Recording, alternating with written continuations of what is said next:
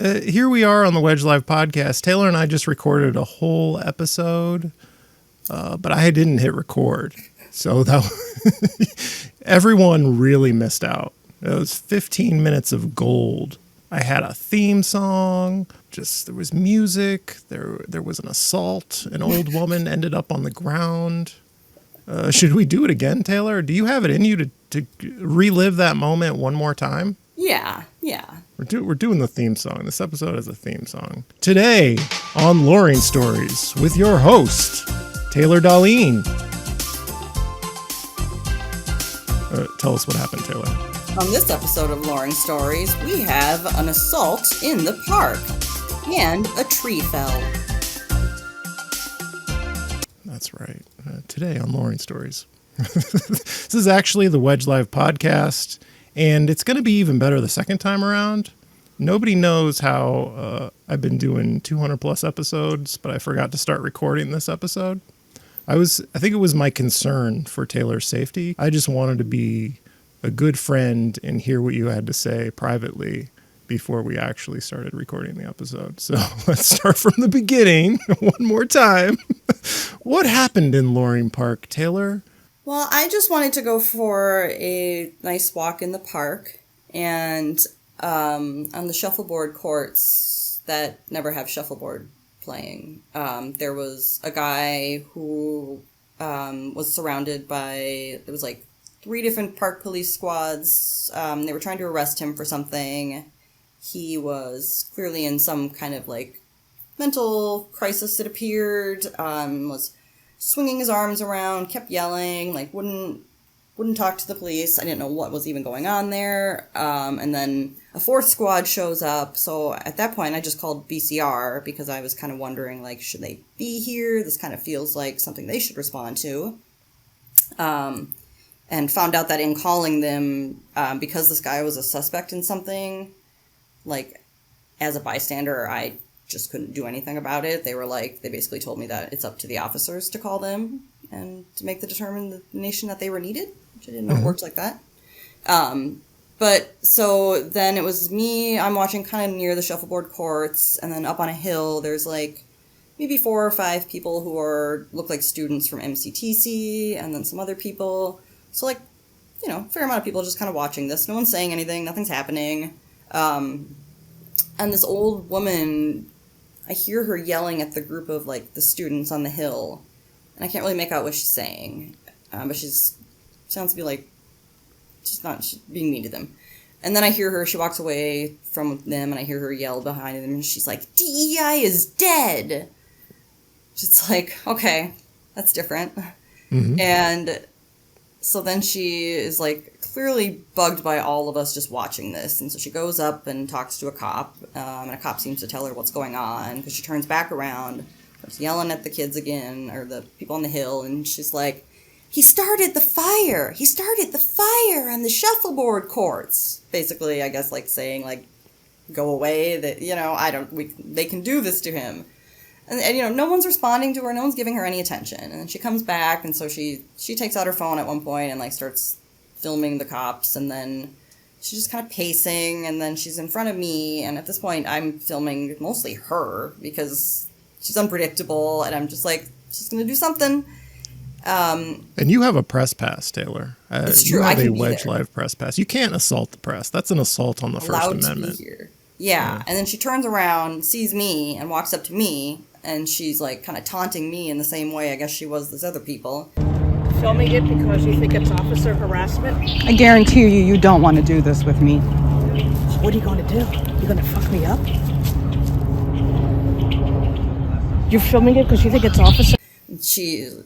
And I sent you this video because it's the way that she talks to me is just like wild for being, I mean, she later tells me she's 62 years old and she's probably 4'10" maybe. And so she just comes right up to me and she's like, you think they're harassing him, don't you? And I was just like, you don't want to do this with me. Like, because I'm thinking, like, I'll film you, we'll find who you are, I don't know, just leave me alone. And then she's like, you think they're harassing him? What are you going to do? You going to fuck me up? What are you going to do? You going to fuck me up? It was like chilling. Absolutely wild for someone that age and size to just be coming up to people half her age and trying to, like, provoke them and basically start fights like this. And so I'm just ignoring her. And I just keep filming. Like, she keeps trying to talk to me. And at one point, she's like, "You gonna sue me? You gonna take my social security?" It's like, Ooh. no, none of this is happening. And she very much so just seems like some kind of, like, mega person who feels really emboldened that Trump is in office, and just wants to go gloat at people watching the police. Aren't even doing anything with the police. And so she's not getting reactions that she wants, and so I'm just filming. And then she comes right up to me, and she's like, "You asshole!" And she smacks my hand, and my phone, like, goes flying. You asshole. Because it... Which, like, you know, there's all these police, all these people, I'm filming, and so I reacted with self-defense, and I pulled her hair, and I pulled her glasses off, and I pushed her on the ground, like, fuck away from me. And I'm, like, just like, no. And, you know, so then, of course, at that point, she's on the ground, I'm standing there, and, like, the police, everybody turn around, and I'm just like, she hit me. You asshole. You just hit me! You hit me! She hit me! What is your problem? Why did you hit me? I knocked the phone out of your hand because you're filming me. She hit me. It's like, I didn't just attack this old lady. Right. It looks bad, Taylor. There's an old woman on the ground and the police are looking at you. It's really bad. Yeah. And so I'm just like, I should have been like, too, like, I have cancer, you know? Yeah, like, you should have played the cancer card. I know. I just didn't even think. I was just like, it's on video. So I pull up my phone and, like, I show the cops, but you know, I show it to them, but there's kind of even no point because she's actually just telling them as well. She's like, I hit her hand. She was filming me. And the police just have to tell her, like, she can do that. She can film you. You can't hit her. So I show the police the video, and they're just like, "Do you want to press charges?" Like, they're like, "It'd be fifth degree assault because no one saw it, but you have proof." And I was just like, no, I just want to go. I don't want to, like, start a court case against this woman and have this turn into a thing. Didn't even file a police report. And, you know, while the police have us, like, someone's talking to her, one of them's talking to me, and she's, like, not really talking to the police, still screaming at me, calling me, like, a woke blonde bitch and all this stuff. So, like, it's just, like, very clear who the aggressor is here. And so they just made her leave. But she didn't even have the option to press charges against me because, I mean, she hit me. And so I'm sure she lives in the neighborhood. Maybe I'll be seeing her. She didn't look familiar, but clearly unhinged. You've made a new friend, I think. I love making friends. I don't have enough. I don't have enough old people in the neighborhood who love me.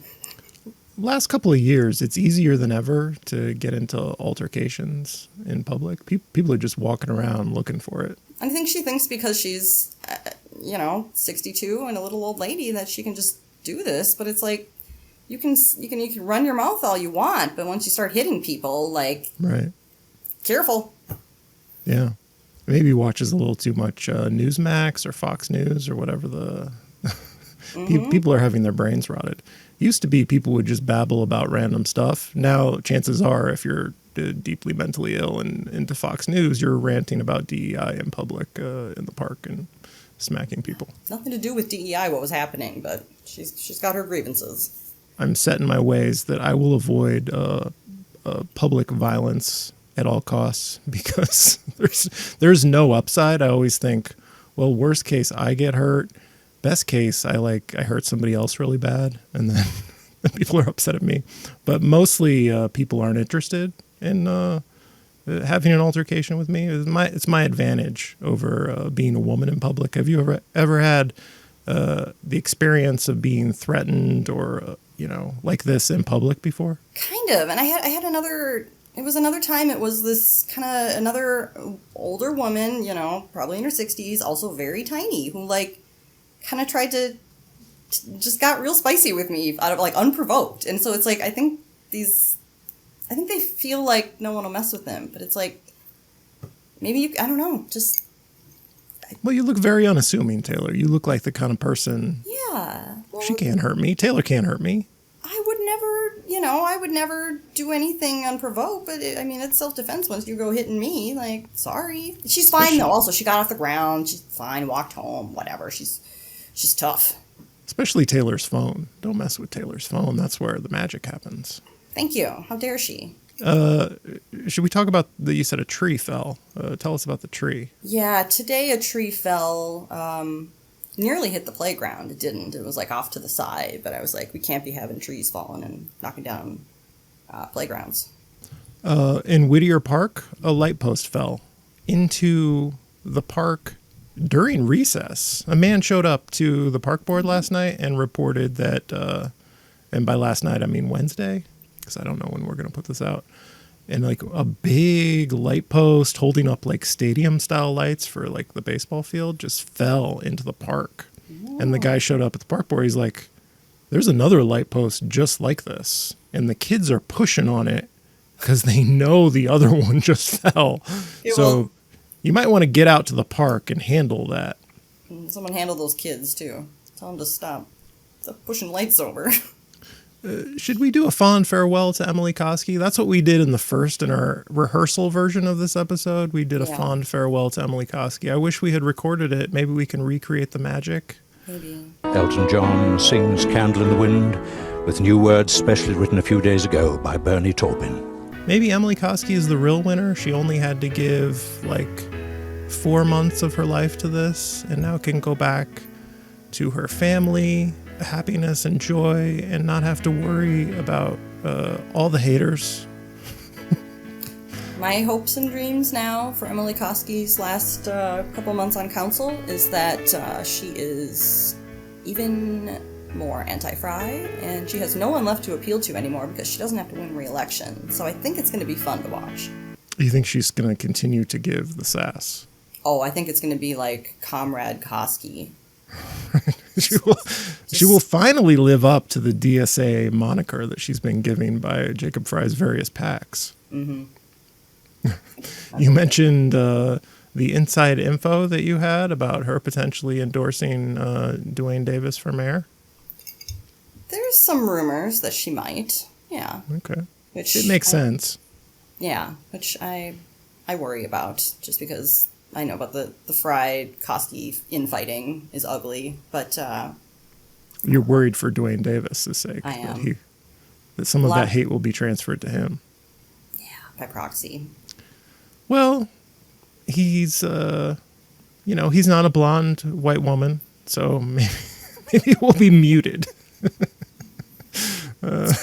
What else did we talk about in our rehearsal that we need to make sure we cover again? Jacob Fry has a new public safety committee he's starting. How about that? Oh, man, I'm out of the loop. He's starting a new public safety committee?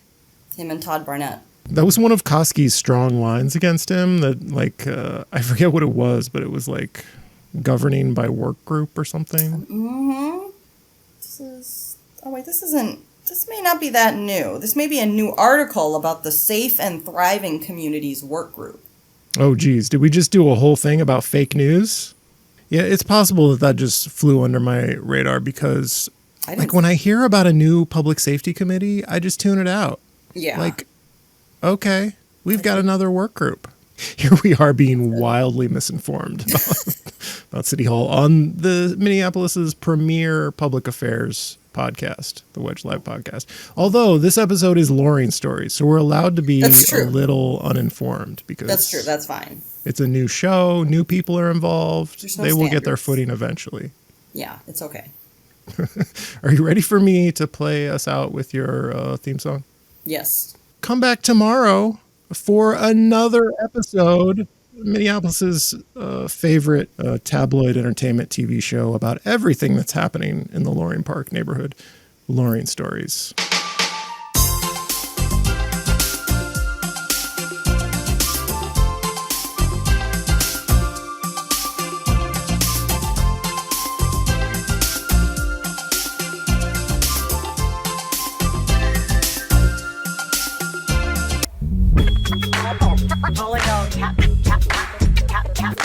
This is a real thing. Real thing.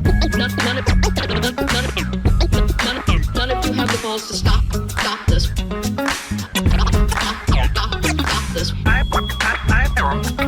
I've got plenty of time.